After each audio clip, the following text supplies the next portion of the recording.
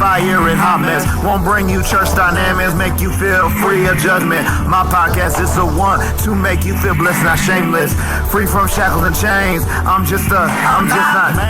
Let's talk about everything. Don't matter what you bring. You gonna leave with something. I promise you'll feel relief. So tune in and check it out. Tune in and check this show out. Avery Michael's new show. It's called what? I'm Not Church. Come on, tune in and check out. I'm Not Church. Come on and have some fun with I'm Not Church. This is that new show. This is that new podcast. Tune into Avery Michael's I'm Not Church. What's up, everybody? I want to welcome you to episode 2 of I'm Not Church. And today, the guest I brought on is a person who is involved in pathfinders, TLT, leadership. She's in the medical world. She does it all. She is the best nurse in the world. I've worked with her for many years as a nurse for junior camp. She is the one and the only Angeline Gardner. Welcome to I Am Not Church. How are you feeling today? I'm fine. Truly blessed. All right. So we have 3 questions in this show. So your first question, is, what is something you see in the world that's like a problem, something like a big problem in the world, and what is your solution to fix it?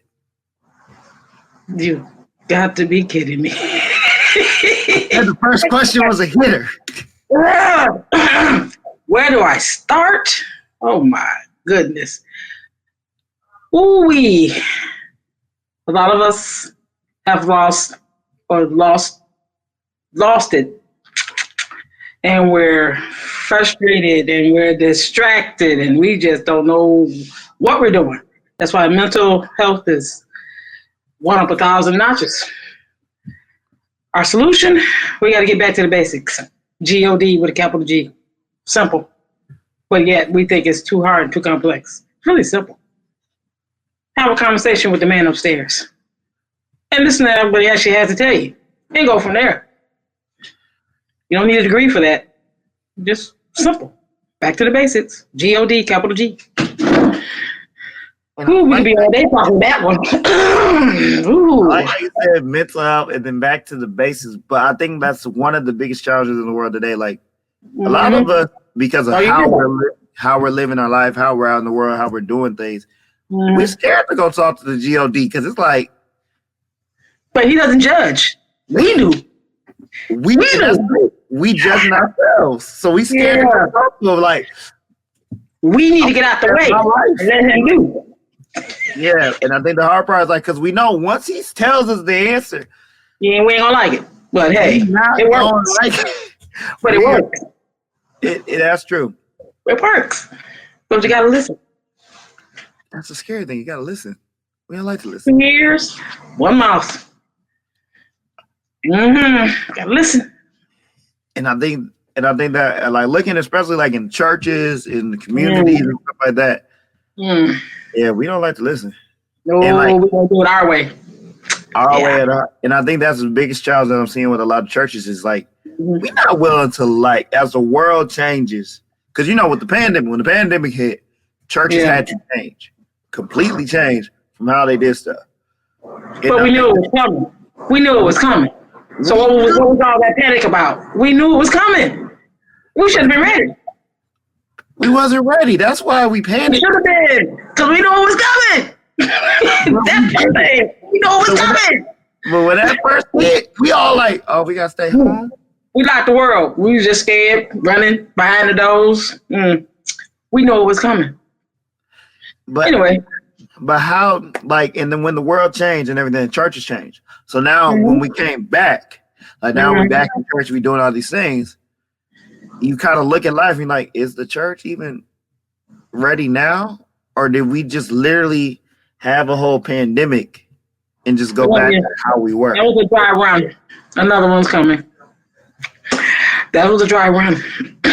Another one's coming. Just like the blackout in 2004, that was run 1. Pandemic run 2. 3 strikes, you're out. Another one's probably going to come. Will we be ready? He said 3 strikes, you're out. I'm not trying to be out. Exactly. Exactly. That's why we got to reconnect you back to the God with a capital G. That's what I'm talking about. Because it's coming, whether we like it or not. Bye-bye cell phones. Bye-bye electronics, wireless, internet. Yeah, anyway. Like I said, we can be here all day with that one. All day with that one. Yeah, and I think that's the challenge. But see, one thing I love about PM is like PM is in the medical field. She is a nurse, and she's an awesome nurse. She hates being a nurse at junior camp because people complain a lot. But mosquito bites. But it's like with you there, the one thing, the reason why I love having PM as my head nurse at junior camp is because she doesn't just do the medical; she gives the spiritual advice as well. Mm-hmm. So it's kind of like you coming to deal with the mosquito bite, but you're gonna get a little spiritual blessing while she dealing with that mosquito bite, and you're gonna walk away feeling anointed and blessed. I think one thing I love about you, like we can call you when we call PM. PM sometimes hates when I call her. I know that. But it like there'll be times where I'm going through stuff where I'm saying like me and PM will have that conversation. But one thing I love about PM, she doesn't like dog you out. Mm-mm. She'll make you feel bad. Or whatever about you. No, but that's the thing I love. It like you like go around like telling like, yeah, you know, if a person with thought in this likeness and if they think in this way, they'll grow closer to God and everything like that. Whereas like she's talking about you personally, but she's not talking to you directly. So it's like it's a beautiful thing, and I love it about it because I'll be sitting there like, she just called me a dog without calling me a dog. Oh, please. And I'm sitting there confused, like.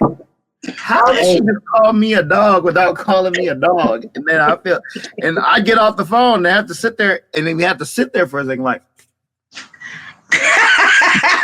But she gave good advice on the way home. She gave the advice that I needed, but it was like, yeah.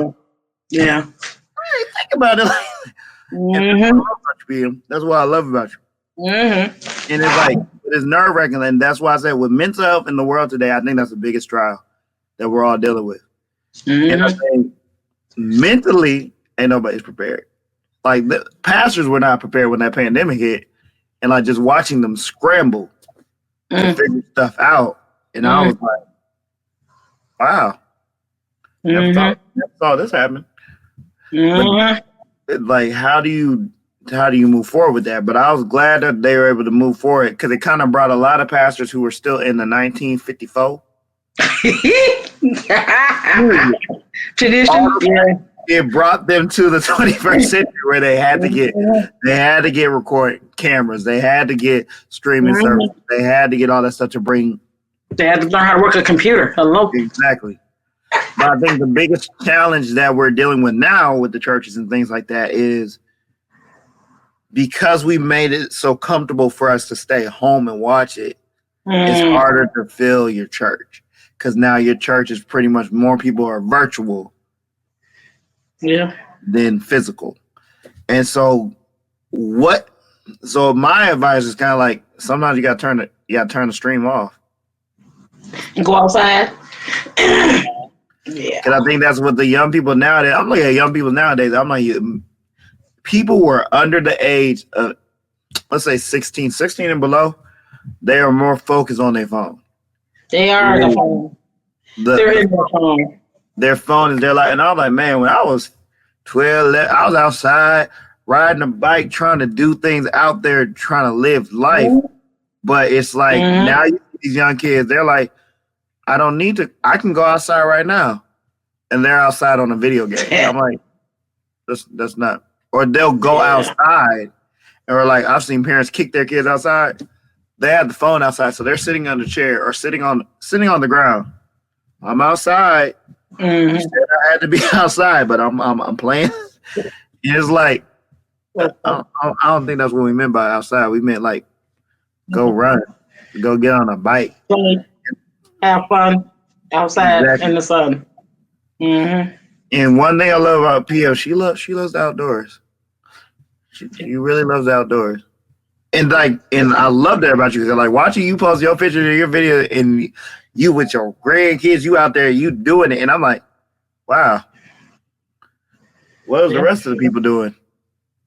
posting the video on TikTok of them doing the dance, doing Instagram. all the fun. And I'm like, and I think the biggest challenge is today is like young people are so focused on getting views, going viral, doing all that stuff so they can make money. But I'm like, but I kind of look at life like if you're doing what you're supposed to be doing, the money shouldn't be a concern. Got a point. Yeah. And I'm like, and I look at life as that way. If you're too busy focused on money, if you're too busy focused on this and that, you're going to get lost. Kind of like you said, where you're so lost out there, you need to go back to the basics. Like you said, talking to GOD. God provides everybody with the skill set, with the knowledge of the gifts that they're supposed to do. Yeah. But it's up to that person if you want to follow that path. Like God's not a forceful God. He's not a pushing God. And I love that about him. But it's like he can bless you with the gifts. And I personally, for myself, like me and you have had that conversation where I was like, this is not my calling. I'm going over here. I'm going way over here. And you were like, and I remember like we had that conversation and you laughed. You're like, okay. And that's exactly what you said. You're like, yeah, you're back.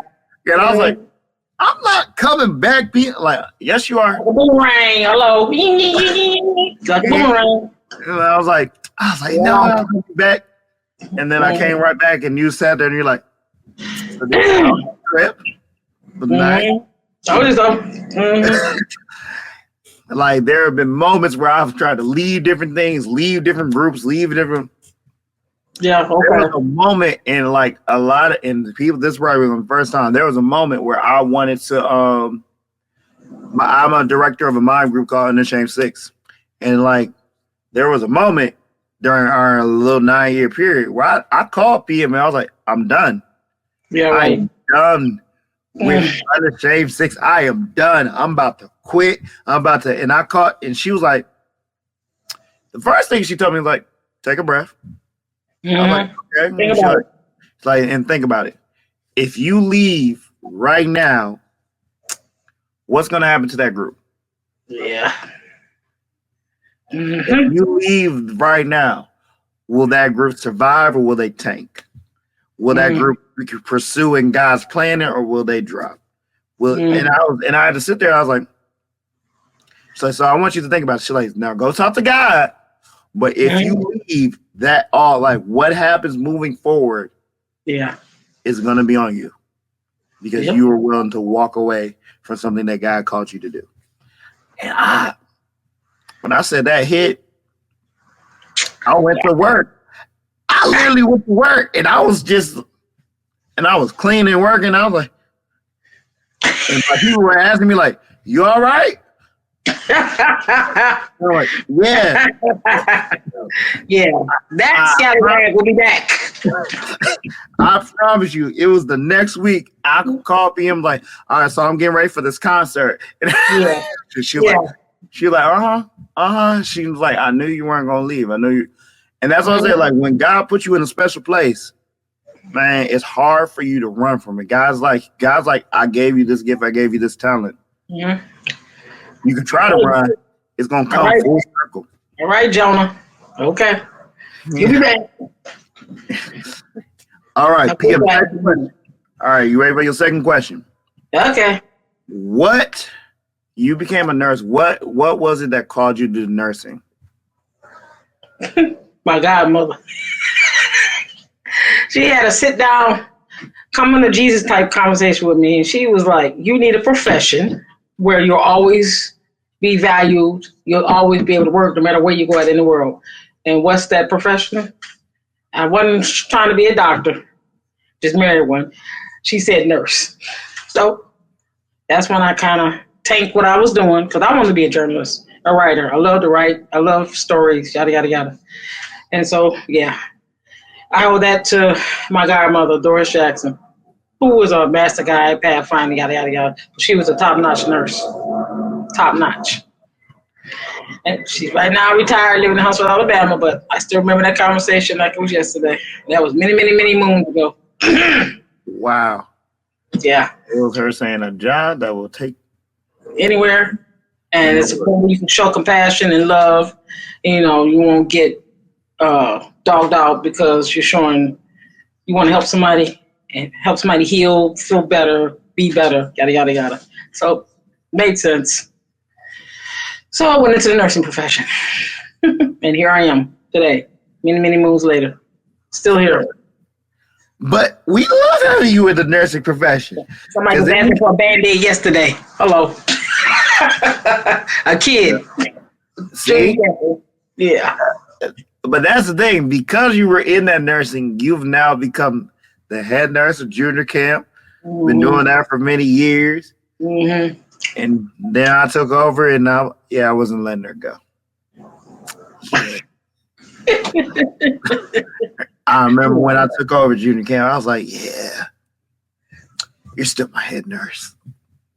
And I said the problem and walked away. I said it real quick and just walked away like, you're still my head nurse. And she just looked at me and like, all right. Mm-hmm. So you got into the nursing, and then you're doing pathfinders, TLTs. Now, here's the funny thing. PM has been trying to get me involved with pathfinders for a long time now. Ain't just me. But you had to think, it started off with you. Yeah. Hey. It started off with you, and then Sandra joined in, and now Eric, coordinator, he is in it. Everybody wants Avery to be a pathfinder, a TLT, a master guide, and all this stuff. And I respectfully told them, this is not my calling. It's not, and it's still not my calling to this day. But it is theirs. I support them.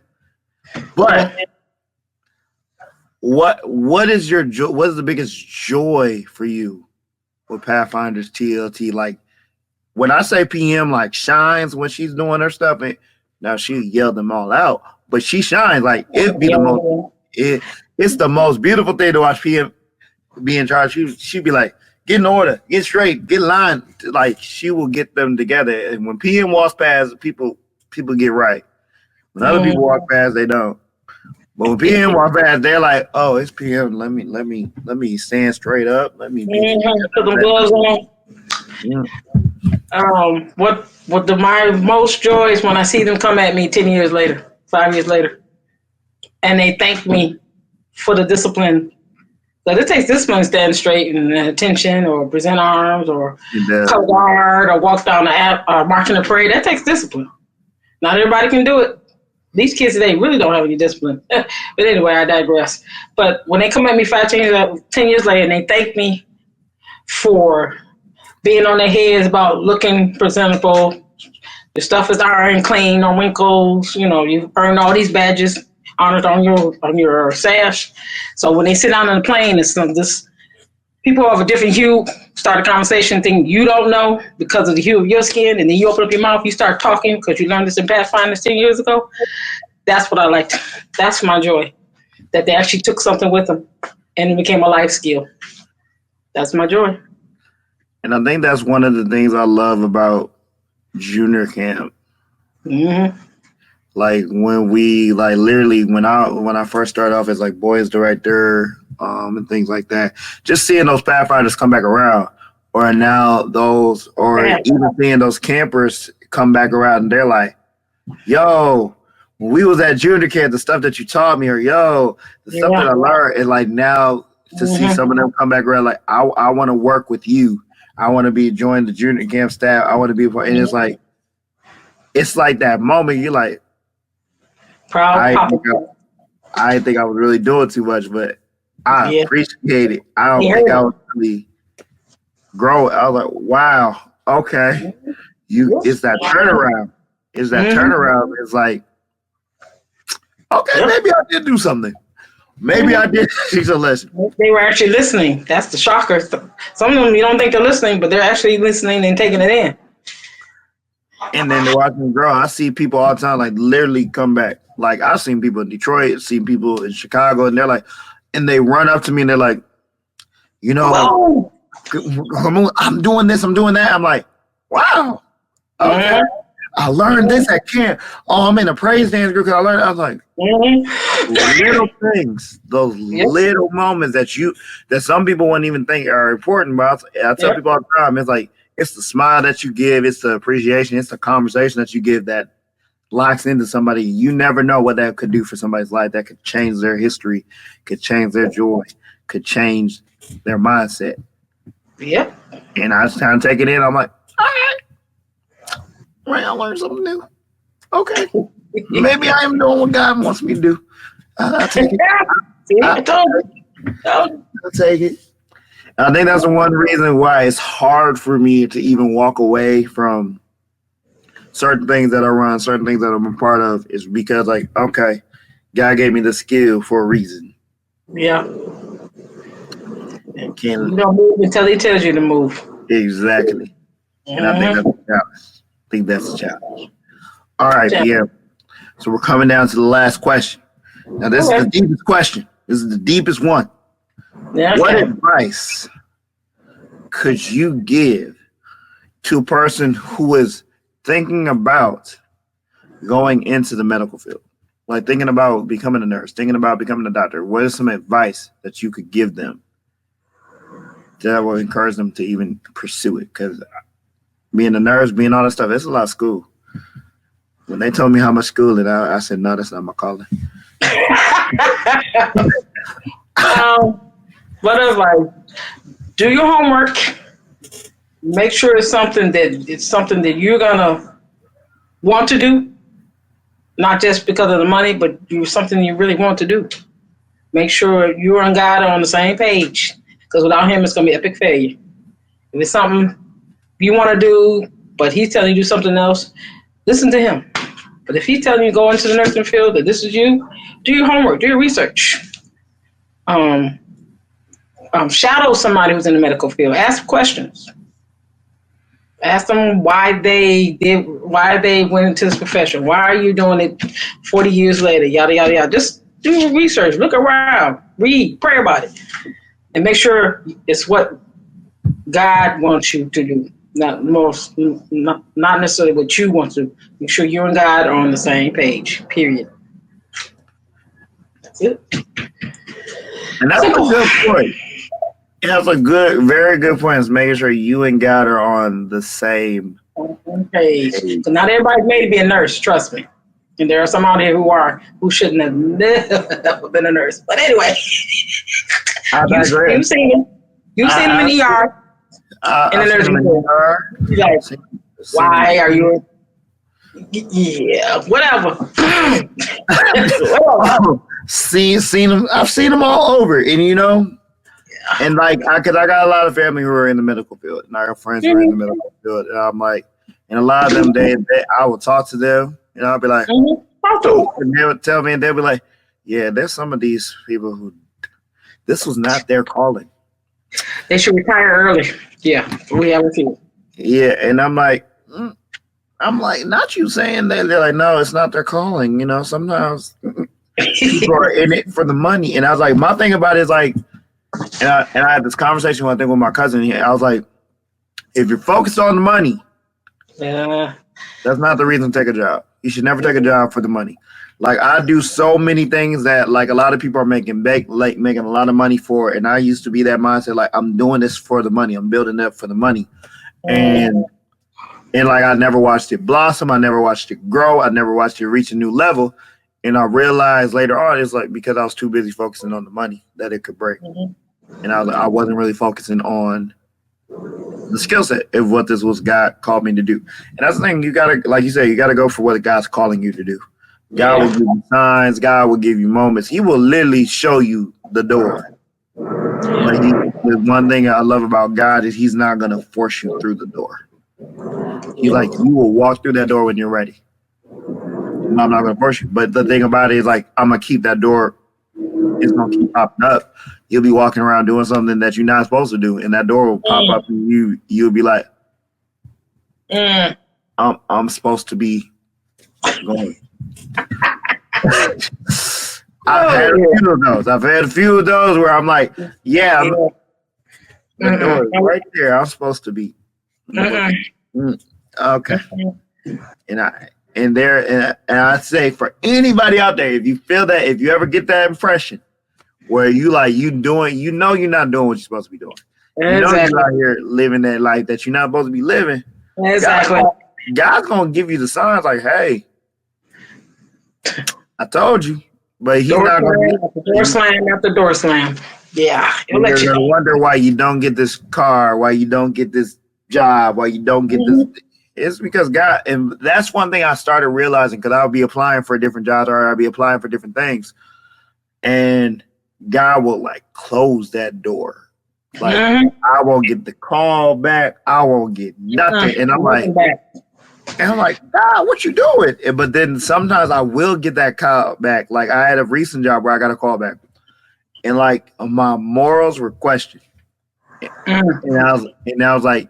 And I called my cousin. He's like, see, God sent you that to test your faith to see how real you are. And I was like, he's like, God will give you, and it could be everything you ever dreamed for. But then he's going to put your faith on the line and be like, but are you willing to go against your beliefs for the money? And I had to sit there. I was like, the money? Yeah. But God. And my cousin turned around and he was like, see, the moment that you say no, God's gonna bless you with something that's gonna be even more beneficial, more than you ever expect. And it'll be all because you were willing to trust him instead of trust him. I was like, yep. I was like, those are those moments. Like you trust God. And that's the reason why I say I'm not trusting. If you trust God, God's always going to give you everything you wanted. He'll give you the relationship you wanted, the family you wanted, the job you wanted, everything. You just got to literally trust him and follow his path and stop following y'all. Okay. All right. Well, PM, we want to thank you for being a part. Angeline Gardner, the greatest nurse of all times, the junior camp nurse of all times, the TLT Pathfinder person of all times. We want to thank you for joining the one and only podcast, I'm Not Church, because we're not church. We're just here to bring you a little spiritual connection, have a little fun with you, ask you a couple questions, things like that. So we hope y'all tune into the next episode. If you saw the first episode, it was Leon. Second episode was Angeline Gardner. Third episode is Kaylin Williams, my best friend. A lot of people call her Kit Kat, so you want to tune into that episode. She says she has some topics that she wants to discuss. I'm a little nervous. So we'll see what happens. So we'll see y'all next time. Thanks for coming in. I'm not church.